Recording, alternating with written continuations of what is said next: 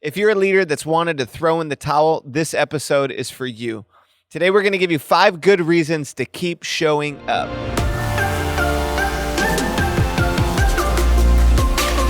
Hey, everybody. Welcome back to the Echo Leadership Podcast. My name is Andy Wood. I'm here with David Hybisky, a.k.a. The Biscuit. The Biscuit, that's right. Hey, and it's great to have everybody here with us today. Andy, this really is a conversation about leadership, isn't it? That's right. And we've got a great group of people who are joining with us each episode and jumping in this conversation. Yeah, our goal here is to help you get better every single month, one episode at a time. And we have some great leaders who are joining us. That's right. Shout out to Kevin Bautista, who leads the young professional community at Echo.Church. Who else we got? Man, we have Susie Williams and Roy Schumacher. They each run their own gyms here in the Silicon Valley. Brandon Bloom, who's a trainer. Yeah, they've been going through it. Man, and what a crazy year for owning a gym right now in 2020, figuring out so many different things, pivoting all over the place. We have some pastors that listen in. We actually have Ben Pilgreen and his team from Echo.Church in San Francisco. We have Clint Dupin and Michael Dupin from the Easttown Church up in San Ramon. That's right. Man, we have people even jumping in. I think about Jamal right now, who is young in leadership, just trying to learn and soak up so much. And we got other people who are just in the beginning of their leadership journey, all jumping in this conversation. So if you're new, welcome to the tribe. That's right. We're starting something new here, right? What's it called? We've been talking about, like, what are we going to call these people? And we're like, man, maybe we should call like our group. This is the Echo Leadership Collective. The Echo Leadership Collective. Yeah, it's a tribe of leaders, and a lot of them all around the Silicon Valley, which what a unique area to come in and lead. And we want to be a group of leaders who are getting better and making a difference no matter what our place of influence or leadership is. Yeah, one of the cool things that we're going to be doing this next month is we're going to be dropping some bonus episodes with entrepreneurs and leaders in the Bay Area who are getting it done. Absolutely. So we want to invite you, if you go to Echo.Church/leadership podcast, maybe even you would like to be one of the leaders that shares some of your story, how you've pivoted during COVID, how you're getting by, how you're not just getting by, but showing up and moving forward with your vision. We'd love to know. So just email us, sign up there. We'll give you all the show notes. We'd love to continue to resource you. Also, go ahead and subscribe. We release stuff throughout the course of the month. We have some bonus episodes. We'll give that to you there. And today's episode, we're taking a very important subject. Absolutely. And it's all about showing up. Yes. Hey, David, put you on the spot. Have you wanted to quit at all in 2020? Which part of my life have I wanted to quit is really the question. Have I wanted to quit my workout routine? Have I wanted to quit going to bed on time? Have I wanted to quit my job? Have I wanted to quit parenting? Yes. The answer is all of these. All of them. You did not include marriage in that one. No, because I very much like that one. I'm in that one forever. I'm in a very similar space to you, man. And I think the conversations I have with leaders, I've never heard from leaders more than I have in the last 9 months how much they wanted to give up. Mm-hmm. And, giving up is not just like pivoting your company or maybe even selling your company and moving to a different career. Really, we're talking about giving up on yourself, giving up on your dream, on your vision, and really giving up on what's most important in your life. So this episode is all about showing up. We're going to talk about 5 good reasons to show up. Yeah, absolutely. And stay in the game. Yeah, because here we are in the midst of one of the craziest years of our lives, certainly. And there's so much uncertainty. Mm-hmm. There's so many what appears to be obstacles.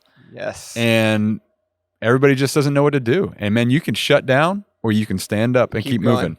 Yeah, the part of the initial idea for this episode came from a conversation I was having with a group of leaders, and Dave Dummett, who's the lead pastor of a church in Chicago called Willow Creek Community Church. Actually, he stepped into the role this year in the midst of COVID, but it's even more complicated than just stepping into that role. He came into that role after a huge internal crisis that they've gone through over the last 2 to 3 years. And he was talking about transitioning their organization. And he said, it's been so messy. It's been so hard. And I just said to myself, every day I'm going to keep showing up, and I'm going to do it with a smile on my face. Yeah. And the next day I may not know what to do, but I'm just going to keep showing up. And so for me, that became this almost mantra of at least I can show up. I can't determine what happens with COVID. I can't determine what happens with the economy, with the election, but I can keep showing up. Absolutely. When there's so much out of your control the way you show up and just keep moving. And I think what's unique with what you're saying too in this is it's not just like a church leader. It's our gym owners, our business owners, our tech workers, like whatever, any industry is going through the same thing. Yes. And you may have to keep showing up right now at your desk, in your office, or your kitchen table, and just keep showing up to work right there. Or keep showing up with your gym shorts on and your, and your button up on top. Yeah. Hey, so let's jump into this, man. Andy, Yeah. we're talking about 5 reasons to keep showing up. You want to hit us off on number 1 right here? Yeah, the first one is that this is just a season. And when I say that, I know that sometimes it feel a little bit, I would say, compassionate, or there's no mercy in this statement that this too shall pass. You've heard that phrase before. But I really do believe from my own experience that when I can frame this as a season, I look back over the course of my life and I think about so many of the difficult seasons that I've gone through, whether it was seasons of infertility with my wife, or early seasons of parenting, or first few years of marriage, or starting an organization from scratch. That seasonal concept, everybody goes through hard seasons. And when I realize that this is eventually going to pass, it allows me to persevere in the midst of it. Okay, so let me ask you this, because I think that we would all agree, and many of our listeners right now are going to say, yes, I believe that, or I agree with that statement. It is a season. Yet when you're in the middle of it, it's very hard to see how this is going to end. Right. So what are you doing specifically as a leader right now that's helping you remind yourself this is a season, this will pass? And how does that, how are you encouraging yourself in it? So a couple of my strategies on this may sound a little bit funny and weird, but I'm fairly certain that we'll be out of COVID in 2 years. So you're going to timestamp a 2-year window. Yeah, I'm fairly certain it won't be longer than 2 years, I should say. So we're, as we're listening to it, we are almost a year into this thing. And I'm thinking to myself, the likelihood of us being in this for another year and a half is really small. I could be wrong, but I just say to myself, I can do this for 2 years. And I just keep saying, I can hang in here for at least 2 years on this thing. And that mental game for me of okay, in a year from now, I'll probably be out of the current crisis. What about the leader who, okay, so to say 2 years, right? Yeah. There's some listeners right now who are hearing that and like, oh my gosh, I can't. We can't sustain revenue for another year. We can't. In our industry, we've been able to pivot in such a way that we haven't had to, chop a bunch of we've cut operational expenses, and that shaved about 15 to 20% off of our overhead. But at the same time, we haven't had to let a bunch of people go. It's a totally different animal. So when you think of seasons, I know one of my good friends who's a gym owner and had to make some really difficult decisions. And for him, it wasn't so much a decision to his career. It was more a decision. I'm going to keep showing up for my family. I'm going to keep showing up to figure out a way to make money and provide for my home. And that mindset, when you think about seasons, there are certain things that come with you from one season to the next. One of the things that comes with you from one season to the next is your character. So if I make bad decisions organizationally or strategically, that's way different than me making integrity decisions that are off, or faithfulness decisions that are off. So I want to make sure I remind myself that even let's say the organization that I lead, I couldn't restart it, or I couldn't pivot a certain way. I certainly want to remind myself that there is light on the other side of this organization. Yeah. So there are so many people in human history that have had to, they started businesses and the business closed down and they started a new business, or they went through a really difficult season and they got out of it. And so just that hope that this is not forever, and there are new businesses to be started, and there are new things to do on the back end of it. And there is an end to this that eventually will come. Yeah. So are you finding it helpful at all when you process this season? All right. So you're forecasting a couple years. I could 2 years. way be off, by the way. Yeah. I mean, but for you right now, you're kind of in your own leadership in your mind. You're saying, okay, if this is 2 years, I can do that. Are you coming back and breaking that into smaller seasons, if you will, of that Mm-hmm. of how you're going to focus or how you're speaking and leading the teams that you lead. Yes, absolutely. So I'm already in my mind forecasting language for January and February of this year. And right now, for everybody to know, we're filming this in mid-November of Yes, 2020. thank you for timestamping it. So, like one of the phrases that we're going to brand in January and February is "dream again," and I think a lot of people have lost the ability to dream. In fact, that would be a great podcast episode for us in January or February. Is just to sit down and say, "Hey, I know I've been in the tyranny of the urgent. I know I've had to make a lot of really difficult decisions. My back's been against the wall, but I'm going to start dreaming again." I don't know what that looks like for you, but I do know that there is the possibility to look to the future again. Let's start dreaming again. Right now, we're in a season as we're pushing towards the end of the year. I'm just saying, hey, let's finish the year strong. Let's look back at the wins that we've had this year. And so we're doing this for us in ministry. This is a spiritual practice. For business leaders, it's an organizational practice to celebrate. We're celebrating, look back. Let's see the good that has come out of 2020. Let's celebrate that, and let's finish the year strong. The way we finish this year sets up the next year for success. So that language, culture and mindset and hope is carried by the currency of our words that we use. So as a leader, I'm thinking through what words can I give our team to give them hope and the ability to persevere in the midst of the season. That's really good. It's almost like there is when we keep showing up, it's like there's a macro season, but then there's micro seasons within that macro season. It's really good. And so now you're planning from micro season to micro season within this macro. We're going to get through that one step at a time. Dan Sullivan, who has a great podcast called The Strategic Coach, talks about quarters. Yeah.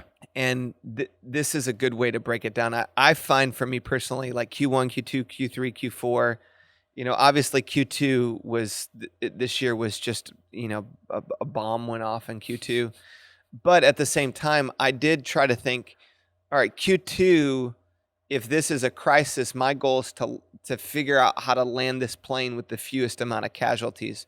And then we got to Q3 and I'm like, okay, part of what I need to do is keep our team cohesive. Q4 has been more like, how do we finish this year strong? So just that seasonal breakdown has given me handles of where to drive and press into as a leader. It's really and good. It helps our team. So we're going to keep showing up because it is a season. It really is. I mean, a decade from now, we're not going to be right here. Yes. We're going to be somewhere else. So it's a season. The other thing on that, this is just a season, we'll come to on number 3, but just to think about most likely some entrepreneurs, like I know a guy on the East Coast that he started selling facial equipment in the midst of this. He's doing great. Like he's rolling right now. He is. He's taking advantage of the season. Yes, absolutely. But others of us, we're working the soil for the next season. We're sowing seeds for the next season, but we're recognizing it is just a season. It's really good. What's number 2, man? Okay, number 2 is the pain of regret is greater than the pain of perseverance. We'll say it again. The pain of regret is greater than the pain of perseverance. There's a lot in that. Yeah, there's a lot here on multiple angles, from family to business to your relationships in your life. I had a conversation with my wife about parenting, and one of the realities of parenting that most parents run into is you can invest your whole life into a human being, and they are their own unique human being that's going to make their own decisions when they become an adult. And good parenting does not guarantee godly kids. And I know a lot of really good parents that their kids have not really followed in their path. And then I know some great adults that did not have good upbringing. So it's not a 1-to-1 ratio. Good parenting increases the odds. I know this is not a parenting podcast, but I had a conversation with Stacy, my wife, about this. And I was just saying, you know what? Even though I can't determine what happens with our kids, I do know that 20 years down the road from now, if I'm still alive and I still have my eyes, I'm going to look in a mirror. And when I look in a mirror, I don't want to look in a mirror and have the pain of regret that I didn't do everything I could to invest in my kids. And I think that mindset of the thing I will bring with me into the next season is me. and I don't Even want, if nobody else is following you, even if you're going. nobody else is with me, I pray to God, that we have some of our great leaders and people don't abandon ship and all that. But if I'm still alive, I'm going to have to look in a mirror, and I don't want to make decisions in a difficult season that when I get to the other side of it, I look in a mirror and the person that I've become is not the person I want to be. So let me ask you this. What regrets do you think leaders are going to carry out of this season? Yeah, I think one is that, and I know we have a lot of different types of leaders, from singles to married people and single parents that listen. And so not everybody's in the same camp. Yeah. But I do think that there's going to be a group of people that tried so hard with business and leadership and they didn't win at home. And they got on the backside of this and they're like, you know what? I kept the business afloat. I kept payroll coming, but my marriage is in shambles, or my relationship with my kids is completely strained, or even single people to say, like, I didn't take care of myself emotionally and physically. I think that that's one of the big regrets that people are going to have. Yeah. So if you're sitting down with a leader right now, like we are, yes, we got our whole tribe listening with us today. The Echo Leadership Collective. To sum it up, where would you tell leaders in this season, like, push here? Mm-hmm. Like, be sure, whatever you do, push forward here. I would say that there's a core set of habits that keep leaders healthy mentally, emotionally, spiritually, physically. And I would give massive amounts of energy to keeping yourself healthy. So I'll just, riff a few of these. For me, every morning when I wake up, the first thing I do is I read the Bible and I pray. I am a follower of Jesus, and that's core essential to my life. I'm doing my best to work out 5-6 times a week. Spending time with my family, with my kids. Stacy and it's harder to do a date night right now because of restrictions, but we'll do a couch date after kids go to bed once a week. I'm spending time journaling and processing my thoughts. I'm listening to podcasts to keep me encouraged. I'm reading books to keep me encouraged. All that propping myself up with, in my case, with God's help. All that, I would say, will help all of us get to the other side of this. If you make those decisions, will help you get to the other side of that with fewer regrets. I would also say there are I know this is getting real personal here, but there are secret habits that grow in the dark. So when a leader is at home by themselves, or they're in a really difficult season, we have to be super mindful of the things that grow in the dark. Yeah. And this could be, studies show us, and this does connect to leadership, because it really does make it harder to lead when you're not healthy. But there's increase in pornography. There's an increase in addictions, drug abuse, drinking, all of those habits spill over into everything that we do to lead other people. Your heart, your mind, your body is a wellspring to everything that you lead. So if you put energy, high leverage on the small stuff of your personal life, it allows you to lead in a way that doesn't push you to regret later in your life. Yeah, absolutely, man. So I would encourage our listeners today, if you are listening in on this, look at right now your leadership, your family, your life, and ask the question, what am I going to regret if this does not change? Yep. And don't stay there then. Like, we lead, and so we change, and you can lead yourself too. Yeah. So, can I say one more thing? Because I'm just feeling a little bit led to press into this a bit more. We know of leaders who have committed suicide in this season. We know people who've made really, really bad decisions. And I just want to say, personally, if you're listening to my voice, I would do everything I can. We would do everything we could as a collective community to help you So if you're at that place, reach out and let us know. We'll resource you. We'd even be willing to help fund you getting some counseling, anything that we can do to help you during the season not make decisions that you regret 10, 15 years down the road. Absolutely. Especially if you're at a place where you're thinking through, man, I'm not sure I can even keep going and I'm contemplating suicide. If that's you, please do reach out to us. Absolutely. Thank you. Yeah. Hey, we're going to keep showing up. So we got, it's just a season. Pain of regret is greater than the pain of perseverance. Third reason that we want to keep showing up. Yeah. This one, there's a lot of different ways to think about the progress that you can make, but you can still make progress in the dip. All right. Unpack it. So, there's a great book. My friend Sean Nebstead from a church in Antioch here in California wrote a book called Don't Quit in the Dip. But one of the things in terms of thinking on the dip, a good example of this would be like the stock market. Yeah. So when the stock market goes down, the natural tendency is when people get anxious, they pull their money out. And then when they pull out, they're out, and then the market goes back up, and then they have to buy back in at the new price. So actually them pulling out in the dip negatively affects them when the greatest gains that you can make in the market really come if you stay consistent when the market's down. So you keep investing. I would say the same is true in a crisis, that the leader that leaves in the crisis, they leave their organization, they leave their family, they leave the people on their team, they have way, way more regret, number one, but it's a whole lot harder to regain credibility in people's eyes on the back end. So I think that analogy of the stock market is great for this. So in that one, those who come out really on top are the ones who, when it dips, they double down. They invest. Yes. They're like, where can I get money to throw in right now? Because knowing it's going to come back. So where would be the area you would encourage leaders in their leadership and their teams to really double down and invest right now in the dip?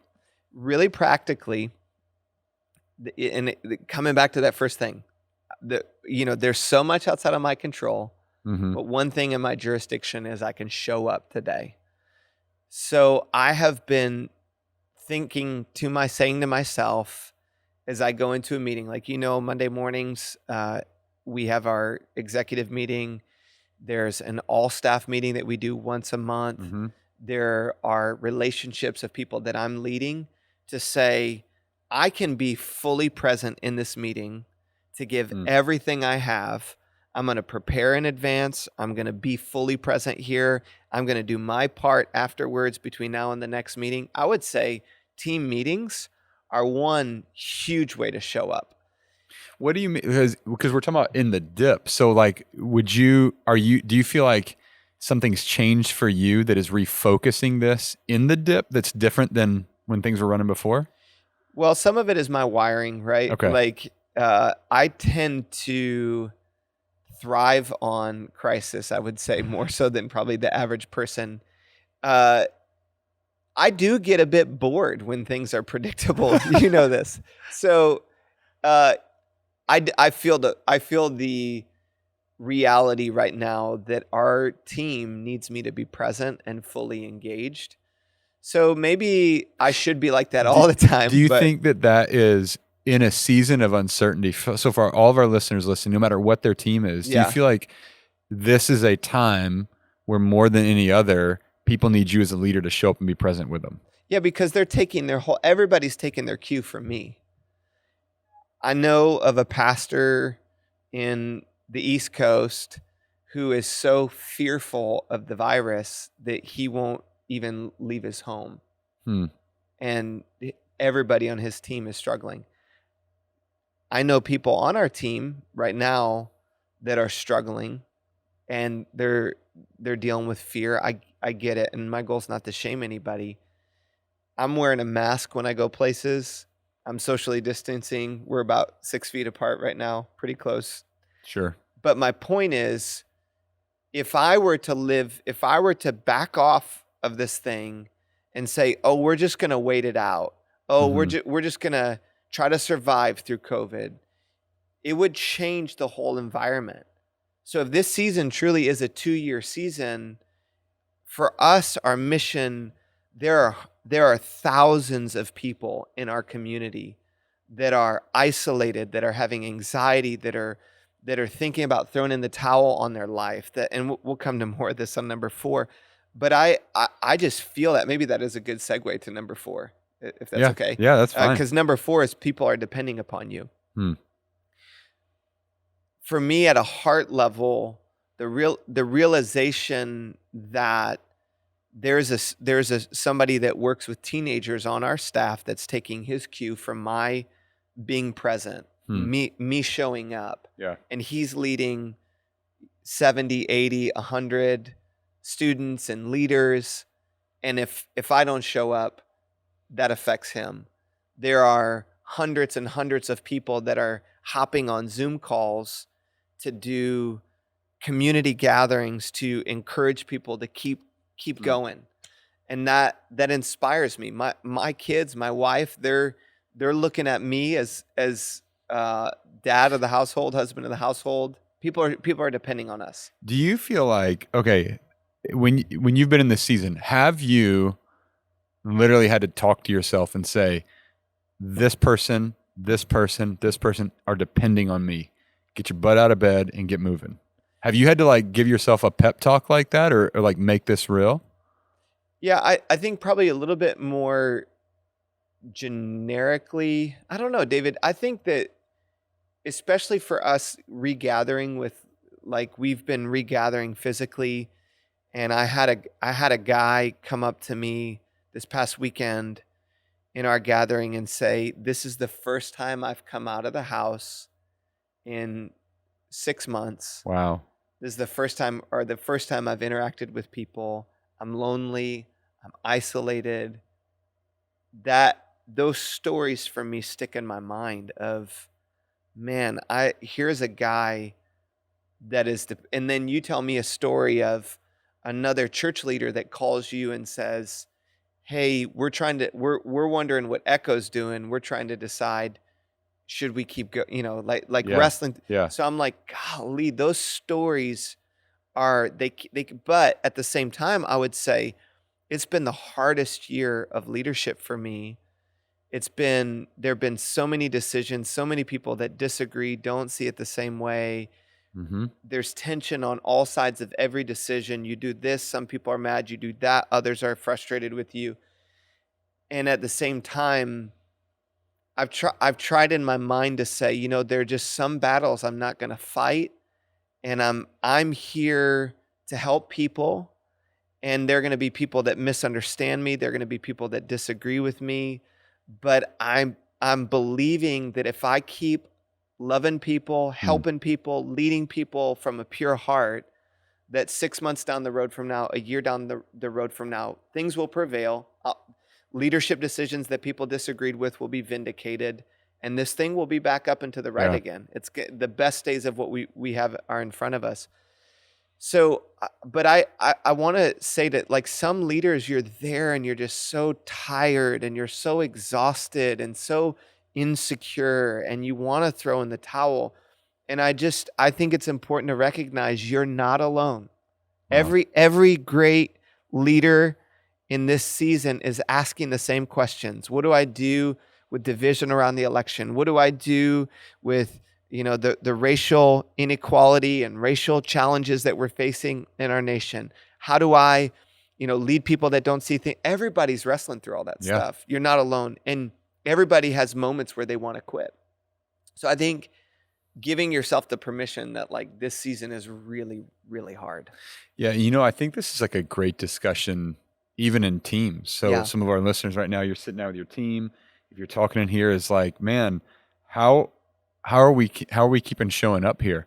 What's in the dip? But then also, like, I think for our leaders, right, just realizing that phone call, your presence in a meeting, whether it's on Zoom or whatnot, your fully engagement, you checking on a team member, like, all these things are going to buy you that credibility with your team that they're going to follow you in the next season. Yeah. Maybe one question, I just thought of this, is what's the cost of not showing up? Like, what is lost if I check out? Yeah. And just to let yourself sit in that for a bit and just feel the weight of it. It plays into regret. It plays into helping people. But if we can, like you said, just come back together, wrestle through it, and remind ourselves of that why of what we do. Absolutely. So number 4 was people are depending on you. We got one more reason to keep showing up. Number 5 is breakthrough is coming. Somebody needs to write that down. Yeah. I feel like actually I could start preaching a little bit. We need to cue a little music, a little piano or something. That the belief that better days are ahead. So what gives you the confidence to say that?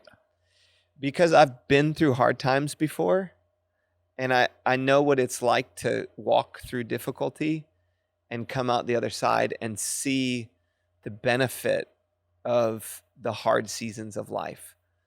And there's nothing I've walked through in my life that's lasted forever.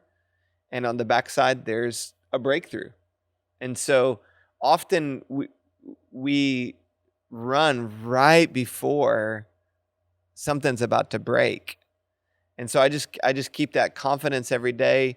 We have a little phrase here: we do the right thing for the right reason, for the right length of time, and we're going to get the right result. Mm-hmm. And I can't control the result, but I can influence the right thing, the right reason, the right length of time. You have another little phrase that says consistency plus duration equals impact.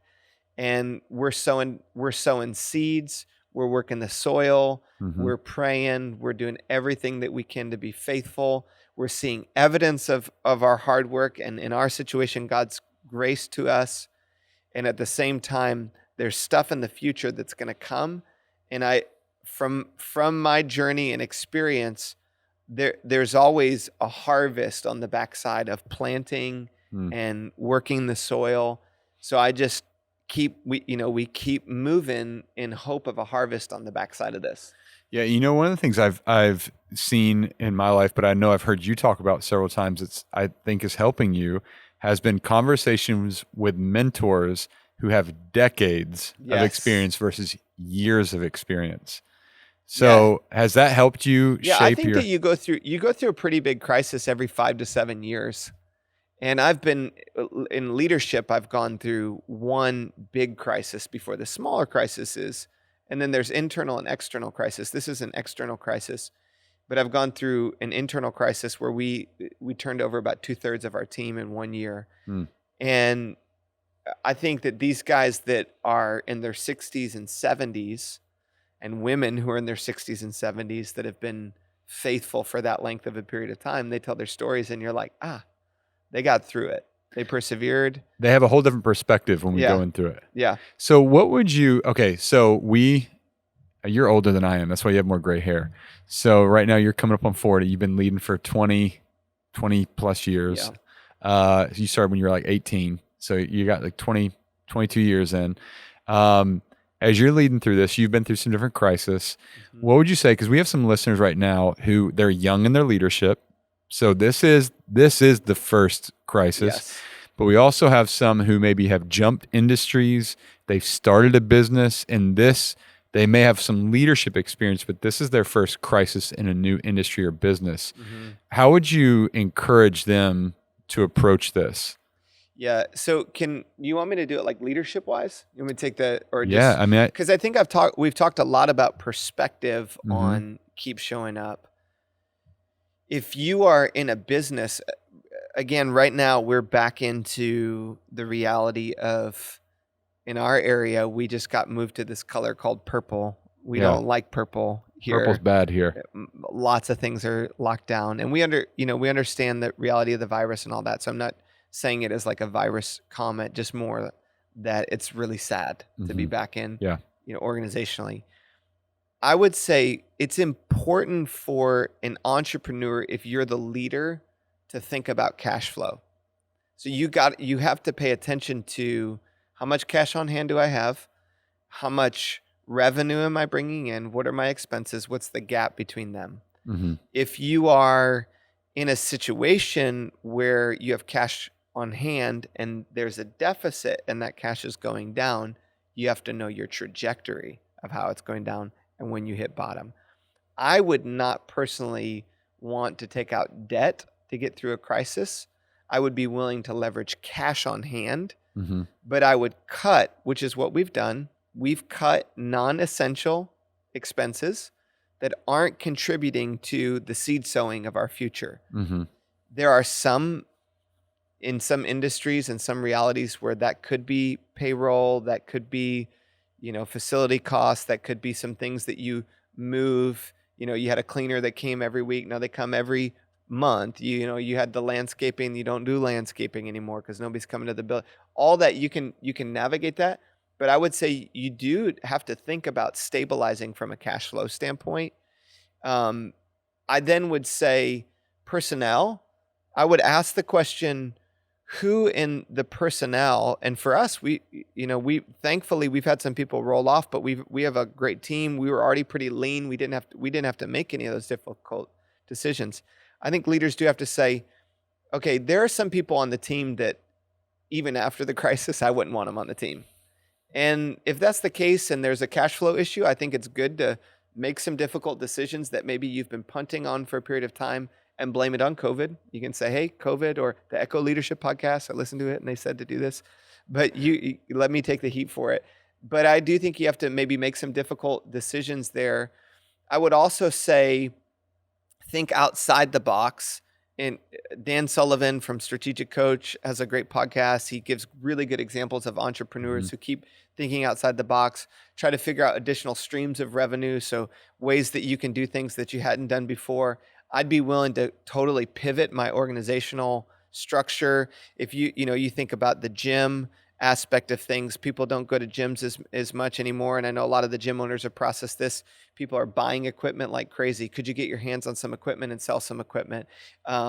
People, coaches, counselors, people don't come into the office anymore, but more people need counseling than ever before. Could you move so it's all these little decisions. And I don't know if I were in people's shoes, if I'd have the creativity to think about it, because sometimes it's easier when it's not your thing to think about it. Yeah.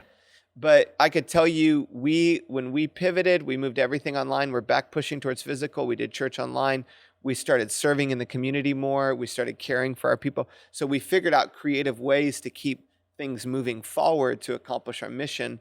But the more clear you are on why you exist, the easier it is to adjust your how. So if you know, hey, we're here for X, it's easier to change the how. I would get more and more clear on your why, so that you can pivot on your how. And then I would think of, it's not either personal life or leadership, but I would certainly not compromise my personal life. I'd be willing to shut the whole thing down to protect my marriage and my kids. I'm not going to sell my soul to work 90 hours a week for a year straight and then at the end of it not have a relationship with my family. Yeah. Nothing. I'd rather shut it down, sell all the assets, and start over from scratch on the back end of it. I feel like we should have just cut that whole segment out right there and just said, this is the podcast. Keep showing up and do these things. Because no, I mean, to be honest with you, I think a lot of people, I don't want you to miss this. Because in the conversation, you talked about cash flow, personnel, new ways to do things, and don't lose my personal life. And we roll through all this. But in those things, there's limitations in all these that are pushing and are going to create innovation, and a breakthrough is going to come when we pay attention to the basics and we start to lean into it. We're going to innovate through it, and a breakthrough will come. Yep. It's good, man. Those things. Well, I think hopefully this has encouraged you. Like, you can do this. You can get through it. We're here to help, the Echo Leadership Podcast, the collective of leaders. Like, we would love to help you guys in any way that we can. We're going to do something actually special this month. We're going to do, for 5 leaders, we're going to do 30 minutes of coaching with David and I. So you'll get to swap for new subscribers, and we'll do a drawing. So anybody that subscribes online, we'll do 30 minutes of free coaching on leadership. If you want to drill into any of these things that we've talked about today, that'll be a way to connect with the tribe a little bit more. We're so grateful that you've been here. Yeah, so here's how you subscribe. You go to Echo.Church/leadership podcast. You're going to be able to sign up to join the email list. What that's going to do is make sure you know anytime we release new content. Plus, you're going to get the message notes sent straight to you. And then you get entered into this raffle to win the coaching. We're going to give away 5 30-minute coaching sessions with you on a leadership question or topic that you'd like to hear about or process together, even if it's a decision about staffing or budget or any of that, we'll hop on. And if you just subscribe, that'll enter you into the drawing of leaders that will this month get some free coaching. Yeah. So look forward to seeing you back in future episodes, future releases. Hey, we want to keep getting better because the people in our lives are depending on us.